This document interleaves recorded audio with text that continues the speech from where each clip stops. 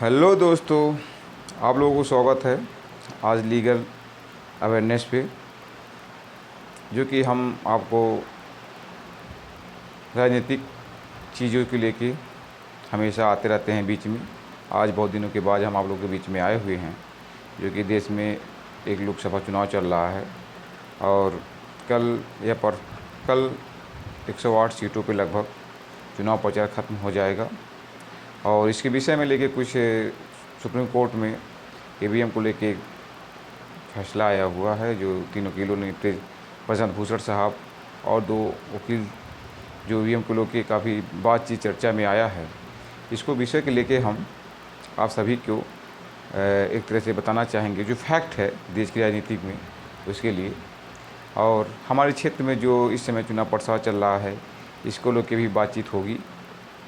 और ऐसे बहुत सी चीज़ें हैं जो हमारे देश में इशू हैं और इलेक्शन से लेकर रिलेटेड बातें करनी है, और चुनाव प्रचार कहाँ कैसा चल रहा है सभी पॉलिटिकल पार्टियों के लेके, किसी एक पार्टी का नहीं है इसमें। और हम किसी से एडवोकेट हैं तो चाहते हैं कि सबको एक हमारे द्वारा एक समाज में एक अवेयरनेस पैदा हो, इसके लिए हम इस प्लेटफॉर्म पे आए हुए हैं। तो आप लोगों का बहुत स्वागत है हमारे यूट्यूब चैनल पे, और हमारा ये प्रयास है कि आप लोग ज़्यादा से ज़्यादा इसे देखें और समझें कि इस समय देश की क्या स्थिति है, और हर विभाग को लेके बात करना बहुत ज़रूरी हो जाता है। जैसे कि जुडिशरी को लेके या टीचर को लेके, एजुकेशन सिस्टम को लेके, इस समय हमारे देश में एजुकेशन सिस्टम के क्या हालात हैं, इन सभी को लेके चर्चा होनी चाहिए। और चर्चा होनी भी चाहिए, इसलिए होनी चाहिए कि जब इतना बड़ा चुनाव होता है देश में, जो कि वर्ल्ड में, विश्व में सबसे बड़ा एक लोकतांत्रिक देश के रूप में हम लोग जाने जाते हैं, तो ऐसी स्थिति में जब चुनाव आता है इसके लिए अनेक से मुद्दा आते रहते हैं। हर पार्टी का अलग अलग मैनिफेस्टो होता है। इन मैनिफेस्टो को लेकर लोग समाज में जाते हैं, जनता के बीच में जाते हैं और अपनी बात रखते हैं। इसलिए जो मैनिफेस्टो बना है, जो अभी जल्द में बीजेपी का मैनिफेस्टो आया है, कांग्रेस का मैनिफेस्टो आया है कि 3 लाख लखपति बनेंगी महिलाएं, जो बीजेपी का बहुत पॉपुलर इस समय मैनिफेस्टो में आया हुआ है। इसको लेके हम इस सब को लेके बात करेंगे।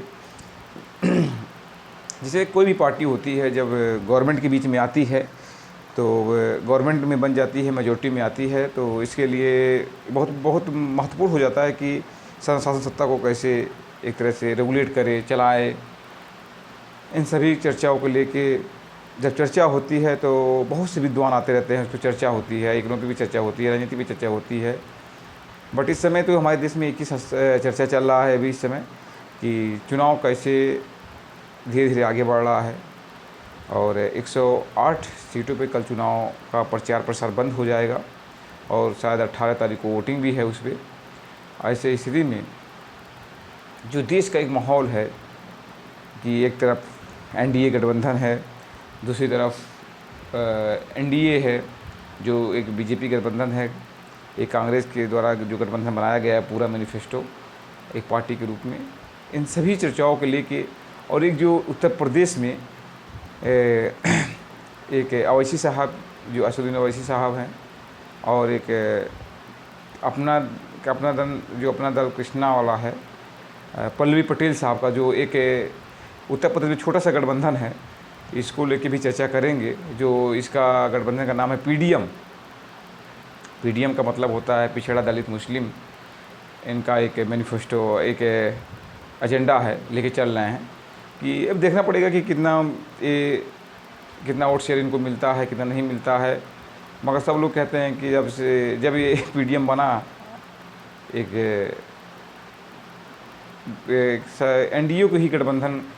एनडीए गठबंधन को नुकसान पहुंचाएगा।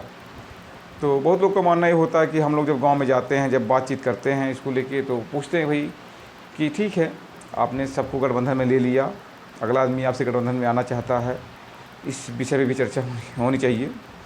मगर इस पर कोई चर्चा नहीं करता है कि बस एक ही एलिगेशन लगता है बी टीम है। ठीक है, बी टीम होंगे, नो मैटर, हमसे कोई मतलब भी नहीं है, मगर पल्ली पटेल तो उनके साथ ही सपा समाजवादी पार्टी के साथ में थी, उनके साथ मिलकर चुनाव भी लड़ी थी और शायद घोसी से जो कि कृष्ण प्रसाद मौर्य के खिलाफ लड़ी थी, जीत के भी आई थी विधानसभा में। अच्छी खासी विधायक भी मानी जाती हैं कि मतलब तेज-तर्रार विधायक के रूप में जानी जाती हैं। इन सभी को लेके जो एक देश में नैरेटिव सेट हुआ, उत्तर प्रदेश में नैरेटिव सेट हुआ है, तो बहुत अजीब माहौल है। इसमें ऐसा लग रहा है कि एक पोलराइजेशन का माहौल है कि हर कम्युनिटी अपना एक लीडर देखना चाहती है कि हमारी बात कौन उत्तर प्रदेश या पार्लियामेंट में हमारी आवाज़ कौन उठा सकता है, कौन उठाता है। और इस समय समाज में एक यूट्यूब चैनल के माध्यम से, सोशल मीडिया के माध्यम से सबको हर चीज़ की नॉलेज होती है कि कौन हमारी बात को उठा रहा है, किस मुद्दे पे, किस इशू पे बात कर रहा है। ऐसे सभी मैटर को लेके जनता अब तो सवाल भी पूछने लगती है कि भैया हमारे लिए ये पार्टी ने क्या किया, कौन लीडर हमारे लिए कौन से कहाँ हमारे लिए कहाँ लड़ा, हमारे मुद्दों को कौन मुद्दा बनाया।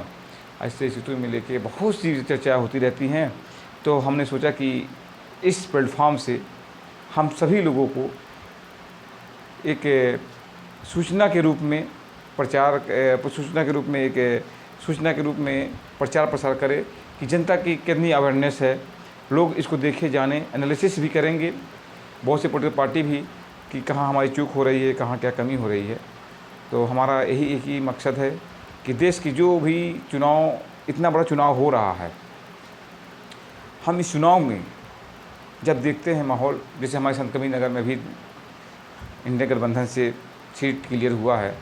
यहाँ से पप्पू निषाद जो कि एक्स MLA रह चुके हैं और मंत्री भी रहे हैं राजस्व में, तो उनको टिकट मिला हुआ है। और जो कि NDA से पहले ही क्लियर हो चुका था कि यहाँ से परवीन निषाद साहब टिकट पाए हुए हैं।